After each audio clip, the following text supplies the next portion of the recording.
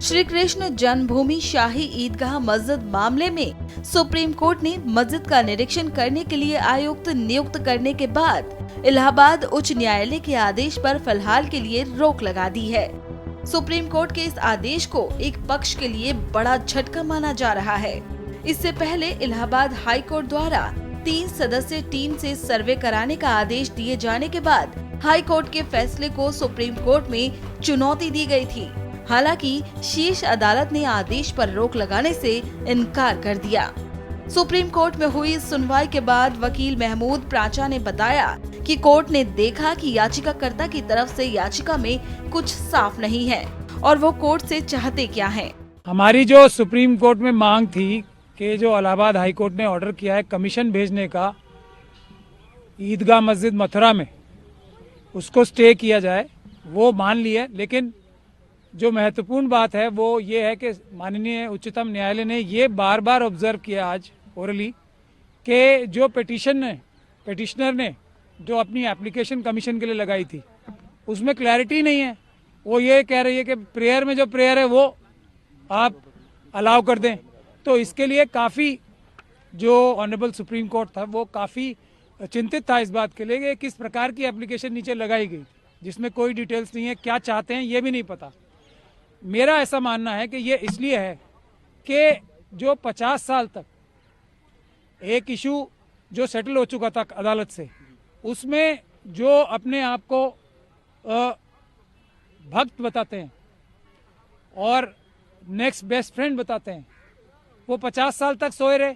फिर सडनली 2021 में उनकी एक बार आंख खुली, तो ये नींद से जाग के जो आंख खुली, मेरा ऐसा मानना है उसकी वजह से क्लैरिटी नहीं है इनको, और ये ऑब्लिक मोटिव से ये पिटीशन डाली गई है। 23 तारीख को अगली सुनवाई होगी और तब तक के लिए जो स्थगन का आदेश है वो आप लोगों ने बता ही दिया है।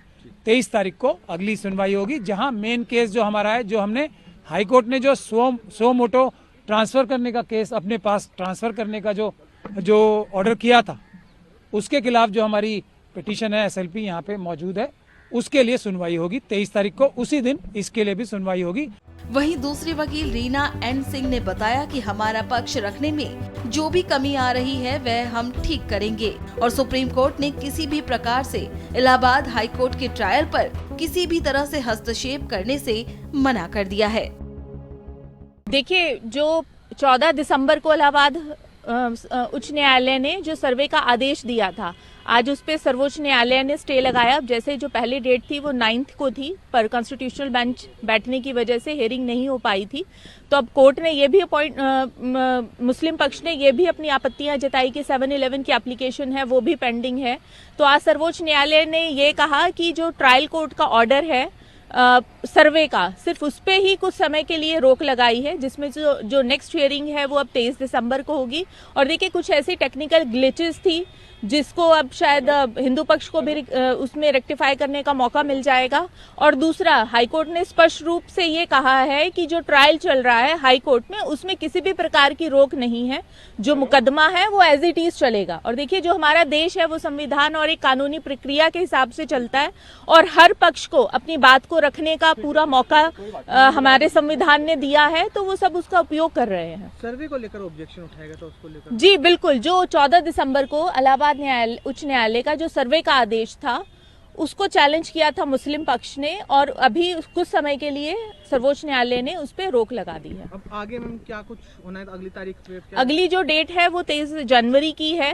तो इसमें अब जैसे हिंदू पक्ष को नोटिस इशू हुआ है, तो उसमें जो भी शॉर्टकमिंग्स रही है टेक्निकल, तो वो अब हम उसमें आगे उसको रेक्टिफाई कर लेंगे।